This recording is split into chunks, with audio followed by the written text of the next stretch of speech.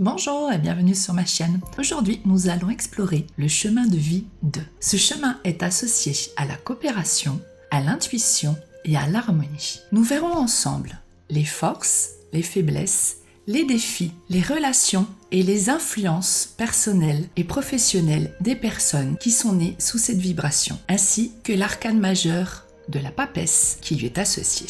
Votre chemin de vie est déterminé par votre date de naissance. Il est immuable de la naissance à la mort. Il est souvent lié à des aspects karmiques qu'il est important de comprendre et d'assimiler pour progresser. Chaque expérience sur ce chemin contribue à votre évolution personnelle et spirituelle et à la réalisation de votre chemin de vie. Bien que central, votre chemin de vie ne définit pas entièrement votre essence. Vous êtes une combinaison unique de nombreux aspects numérologiques qui ensemble façonnent votre expérience et votre croissance. Allons-y, juste après ça.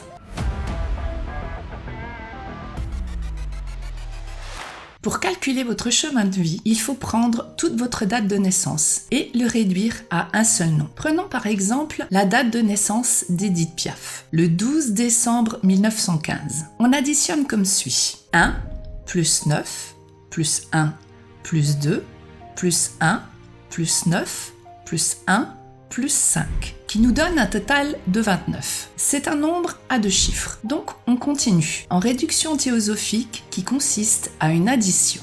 Donc 2 plus 9 égale 11. 11 est un maître nombre. Normalement, on n'y touche pas, mais il faut bien vérifier si votre chemin de vie est bien le 11. Pour cela, on fait le calcul suivant en vertical, et j'insiste bien en vertical. 19 plus 12 plus 1915, qui nous donne un total de 1946. Puis, on additionne verticalement 1946. Donc, on fait 1 plus 9 plus 4 plus 6, ce qui nous donne un total de 20.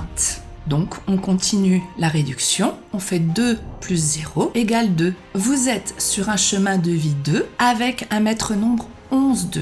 Mais votre chemin de vie est bien le 2. Je vous donne un autre exemple de chemin de vie 11. On va prendre la date du 12 mai 1992. Donc, on additionne comme la première fois tous les chiffres entre eux. Donc, 1 plus 2 plus 0 plus 5 plus 1 plus 9 plus 9 plus 2, ce qui nous donne un total de 29. Encore une fois, donc 2 plus 9, ça fait bien 11. Toujours un maître nombre. On continue et comme tout à l'heure, on pose l'addition à la verticale. On fait 12 plus 5 plus 1992. On additionne le total, ce qui nous donne 2009. Puis, on réduit à l'horizontale. 2 plus 0 plus 0 plus 9 nous donne à nouveau 11. Et là, vous êtes bien sur un chemin de vie 11 et pas 2. D'accord ? Je vous ferai une vidéo sur le chemin de vie 11 et une autre sur le chemin de vie 11-2. Mais chaque chose en son temps. Ici, nous parlons bien d'un chemin de vie 2. Passons au point positif du chemin de vie 2, quand le nombre est bien vécu. Lorsque le nombre est bien vécu, le chemin de vie 2 symbolise l'union, la coopération et l'harmonie. Ceux qui suivent ce chemin trouvent souvent leur place en tant que collaborateurs précieux, cachés dans l'ombre, mais dont le rôle est très important. Ils excellent dans les relations humaines, que ce soit en amour, en amitié ou dans le cadre professionnel. Leur vie est souvent riche en émotions et en douceur, favorisant un environnement paisible et harmonieux. Lorsqu'il manifeste son potentiel harmonieux, le chemin de vie 2 incarne un négociateur hors pair. Il possède l'habilité de désamorcer les tensions et de résoudre les conflits avec une diplomatie remarquable. Sans recours à l'autorité, il devient souvent l'âme d'un groupe ou d'une association grâce à son rayonnement naturel et authentique. Les besoins essentiels des personnes dont le chemin de vie est 2 sont une soif innée de se connecter profondément avec les autres. Ils trouvent une grande satisfaction dans le fait d'être écoutés et de pouvoir écouter à leur tour. C'est cette capacité à créer des relations solides, sincères, qui leur apporte une véritable joie. Ils sont également guidés par leur intuition, cette petite voix intérieure qui les aide à naviguer à travers les complexités de la vie. Leur nature leur permet de collaborer et coopérer avec une aisance remarquable, formant des alliances et des partenariats qui enrichissent leur vie. La confiance en soi et en autrui est un autre pilier fondamental de leur existence. Ils cultivent la croyance en leurs propres capacités tout en ayant foi en celle des autres. Leur pensée créative et rêveuse leur permet d'aborder la vie avec une perspective imaginative et poétique. Enfin, leur besoin de douceur et d'un environnement calme est essentiel pour leur bien-être et leur équilibre. Mais comme tout voyage, il y a des défis à surmonter. Les freins auxquels ces individus peuvent être confrontés incluent une méfiance naturelle et une peur des conflits. Cette tendance à éviter les confrontations peut parfois les mener à se méfier des intentions des autres. Ils ressentent aussi une peur de l'abandon et peuvent éprouver des difficultés à faire des choix, souvent parce qu'ils craignent de ne pas être aimés ou compris. Leur émotivité peut les rendre vulnérables et un manque de confiance en soi peut surgir. Enfin, leur timidité peut les empêcher de s'exprimer pleinement et de se mettre en avant. Ces défis sont des opportunités déguisées. En prenant conscience de ces aspects, chacun peut travailler sur ses propres blocages et cultiver ses forces naturelles. Alors, chers amis, embrassons les qualités du chemin de vie 2 avec toute la sagesse et la compréhension qu'elle mérite. Continuons. Il y a 3 cycles importants dans chaque chemin de vie. Le premier cycle, dit formatif, couvre la période de la naissance jusqu'à environ 28 ans. C'est une phase d'apprentissage, de développement et de formation où les bases de la personnalité et des compétences sont posées. Durant ce cycle, les personnes avec un chemin de vie 2 apprennent à collaborer et à travailler avec les autres. L'accent est mis sur le développement des compétences relationnelles et la capacité à former des partenariats. La nature sensible et intuitive du 2 se développe, souvent influencée par les relations familiales, en particulier avec la mère ou les figures féminines. L'individu apprend à naviguer entre la dépendance émotionnelle et l'indépendance, trouvant un équilibre entre le besoin de compagnie et l'autonomie personnelle. Puis, durant le second cycle, dit productif, c'est la période où l'individu est le plus actif dans sa vie professionnelle et personnelle. Il s'étend approximativement de 28 à environ 56 ans. L'accent est mis sur la formation des relations stables et harmonieuses dans le domaine professionnel et personnel. Les individus sur ce chemin excellent souvent dans les rôles de soutien et de collaboration. La recherche d'équilibre et d'harmonie devient essentielle pour eux. Les personnes sur le chemin de vie 2 travaillent souvent pour maintenir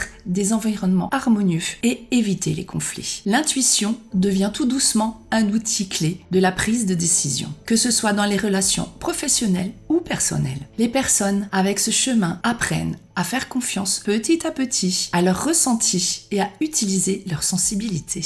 Concernant le troisième cycle, dit cycle de la moisson, le cycle commence autour de 56 ans et dure jusqu'à la fin de vie. C'est une période de réflexion, de sagesse et de récolte des fruits des efforts passés. Les relations et les partenariats développés au cours des 2 premiers cycles portent leurs fruits. Les individus profitent des connexions et des amitiés qu'ils ont cultivées. Cette période est marquée par le partage de la sagesse et des connaissances acquises. Les personnes avec ce chemin de vie 2 peuvent devenir des mentors ou des conseillers, guidant les autres grâce à leur expérience et leur sensibilité. L'accent est mis sur l'épanouissement spirituel et l'introspection. Les individus explorent plus profondément leur intuition et leur connexion avec le monde spirituel, souvent en quête d'une paix intérieure et d'une compréhension plus profonde de leur place dans l'univers. Les cycles de vie pour le chemin de vie 2 mettent en évidence l'importance des relations, de la collaboration et de l'intuition à chaque étape de leur vie. L'accent est mis sur l'harmonie, la sensibilité et le soutien émotionnel et la recherche d'équilibre. Ces cycles permettent de voir comment l'énergie du 2 évolue et se manifeste au fil des années, offrant une feuille de route pour un développement personnel et spirituel harmonieux. Les sous-nombres du chemin de vie 2 apportent des nuances spécifiques à l'énergie générale de ce chemin de vie. Chaque sous-nombre apporte sa propre vibration et influence la manière dont l'individu vit et exprime les caractéristiques du chemin de vie 2. Voici une explication des sous-nombres du chemin de vie. Les sous-nombres 11-2, juste un petit mot dessus. Le 11 est un maître nombre apportant une dimension spirituelle et intuitive plus élevée à l'énergie du chemin de vie 2. Les personnes avec un sous-nombre 11 ont souvent une vision claire et inspirante de la vie et cherchent à élever les autres avec leurs idées et leurs actions. L'intuition est particulièrement forte et ces individus sont guidés par leurs pressentiments et leurs ressentis profonds. Ils peuvent rencontrer des défis spirituels et émotionnels, nécessitant de l'équilibre et de la maturité pour naviguer ces énergies intenses. Le sous-nombre 20. Le 20 renforce les qualités de sensibilité et d'harmonie du chemin de vie 2, avec une touche de renouveau et de transformation. Le 20 est souvent associé à la notion de renouveau, de jugement et d'auto-évaluation. Les individus doivent apprendre à se renouveler et à se transformer. Il y a un accent sur l'éveil spirituel et la prise de conscience des leçons de vie à un niveau profond. Ces personnes jouent souvent le rôle de pacificateurs, cherchant à réconcilier et à harmoniser les relations autour d'elles. Le sous-nombre 29. Le 29 combine l'énergie du 2 avec celle du 9, apportant une dimension humanitaire et universelle au chemin de vie 2. Les personnes avec ce sous-nombre sont souvent attirées par des causes humanitaires et cherchant à aider les autres à grande échelle. Le 9 apporte une sagesse et une compréhension des cycles de la vie, encourageant l'altruisme et le service à autrui. Ils peuvent rencontrer des défis émotionnels significatifs, nécessitant une gestion équilibrée de leurs sentiments et de leur compassion. Faire très attention à ça. Pour mieux comprendre l'essence et les leçons de ce chemin de vie, nous pouvons nous tourner vers l'arcane majeur qui lui est associé, la papesse dans le tarot. Cette carte puissante et mystérieuse symbolise parfaitement les qualités et les défis du chemin de vie 2. La papesse est une figure féminine assise entre deux piliers, représentant les dualités de notre existence. L'ombre et la lumière, le conscient et l'inconscient, le bien et le mal, la vie et la mort. Elle est la gardienne de la sagesse et de la connaissance cachée. Tout comme le chemin de vie 2, la papesse nous enseigne l'importance de l'intuition et de la réceptivité. Elle nous invite à explorer notre monde intérieur, à écouter notre petite voix et à faire confiance à nos ressentis. La papesse nous rappelle que parfois, les réponses ne se trouvent pas dans la logique ou la raison, mais dans notre capacité à percevoir ce qui est au-delà du visible. Dans les relations, la papesse symbolise une connexion profonde et intuitive entre les partenaires, où la compréhension mutuelle et l'écoute sont essentielles. Elle nous encourage à cultiver les relations basées sur la sincérité et la transparence, tout en restant fidèles à notre être authentique. Dans le domaine professionnel, elle nous conseille de suivre notre intuition et de faire confiance à notre sagesse intérieure pour naviguer à travers les opportunités. Elle nous rappelle également l'importance de la patience et de l'observation des qualités importantes pour prendre des décisions éclairées. La papesse, avec son énergie calme et introspective, est le reflet parfait des qualités du chemin de vie 2. Elle nous guide vers une compréhension plus profonde de nous-mêmes et nous aide à trouver l'équilibre et l'harmonie dans nos vies. Ainsi, en embrassant les enseignements de la papesse, nous pouvons mieux naviguer sur le chemin de vie 2, en utilisant notre intuition et notre sensibilité pour créer des relations épanouissantes et une vie riche de sens. Les points forts de la papesse. La papesse est symbole de sagesse intérieure et d'intuition. Elle incarne la capacité de se connecter à son moi intérieur pour trouver les réponses et des solutions. Elle représente la connaissance cachée et les mystères. Elle encourage l'exploration des domaines occultes et des vérités cachées. Cette carte est un symbole de patience, d'attente et de réflexion. Elle enseigne l'importance de prendre son temps pour comprendre les situations en profondeur avant d'agir. La papesse est l'archétype de la féminité et de la réceptivité. Elle incarne les qualités féminines de douceur, d'écoute et de compréhension. Elle suggère un équilibre émotionnel et une grande maîtrise de soi, permettant de naviguer avec calme et sérénité dans des situations très complexes. Voyons maintenant les points faibles de la papesse. La papesse peut parfois représenter une passivité excessive, une tendance à l'inaction et à la procrastination, ce qui peut empêcher la réalisation de ses objectifs. Son côté secret et réservé peut la conduire à l'isolement, rendant difficile l'ouverture de la communication avec les autres. La réflexion et la prudence peuvent se transformer en indécision et en inertie, empêchant l'avancement de la prise de décision nécessaire. L'attachement au mystère et au secret peuvent parfois conduire à l'incompréhension et à la confusion, tant pour elle-même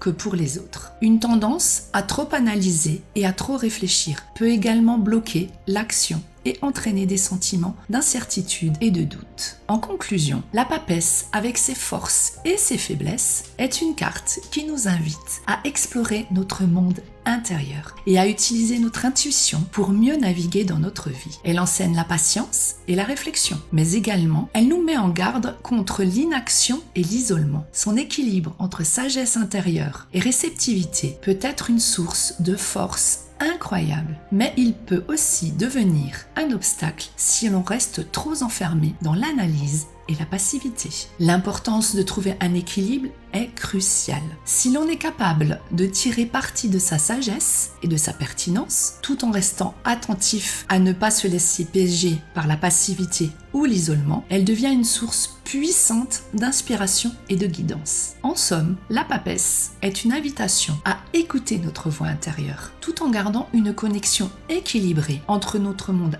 intérieur et le monde extérieur, à la fois en recevant et en agissant. Pour la conclusion générale, le chemin de vie 2 est une voie riche et complexe qui appelle à la coopération, à la diplomatie et à l'intuition. En naviguant à travers les cycles de la vie, les personnes sur ce chemin apprennent à équilibrer leurs besoins de connexion avec les autres tout en restant fidèles à leur sagesse intérieure. L'arcane majeur de la papesse incarne ces qualités et rappelle l'importance, encore une fois, de l'intuition et de la patience dans notre quête de compréhension et d'harmonie. Que ce chemin vous mène à une vie de relations enrichissante, de sagesse profonde et d'harmonie durable. Voilà pour le chemin de vie 2. Dites-moi en commentaire si vous vous reconnaissez dans ce que je viens de vous dire. Petit disclaimer, si vous souhaitez approfondir la compréhension de votre chemin de vie et de qui vous êtes vraiment, je serai ravie de réaliser pour vous un thème de numérologie personnalisé. Ensemble, nous explorerons en détail vos forces, vos faiblesses, vos défis et les opportunités qui se présentent à vous. N'hésitez pas à me contacter, je vous mets mon adresse mail en barre d'infos. Voilà, un grand merci à vous pour votre écoute et à bientôt. Bye bye!